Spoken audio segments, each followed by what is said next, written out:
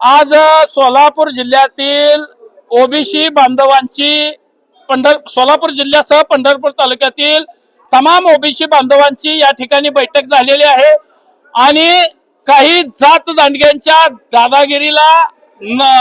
दादागिरी करून सरकारवरती प्रचंड दबाव टाकून मुंबई जाम करून ह्या ओबीसी छोट्या छोट्या ओबीसी जातींचं आरक्षण हाणण्याचं काम या लोकांनी केलेलं आहे। सरकारने असा जी आर काढलेला होता, त्या जी आरची आम्ही आज जी आर तो फाडून टाकलेला आहे। तो आम्हाला जी आर मान्य नाही। सरकारनं तातडीनं हा जी आर मागे घ्यावा, अन्यथा ओबीसीच्या रोषाला समोर जावं लागेल। आज बहुतांश पदाधिकारी हे सत्ताधारी भाजप असेल, शिवसेना असेल किंवा राष्ट्रवादी अजितदादांची यांचे या बैठकीला उपस्थित होते।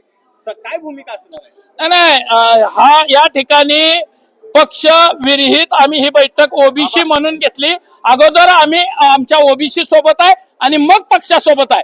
भारतीय जनता पार्टी नेहमी म्हणत असते की आमचा ओबीसी डीएनए आहे, मग रातोरात तुम्ही जी आर दिलात कसा?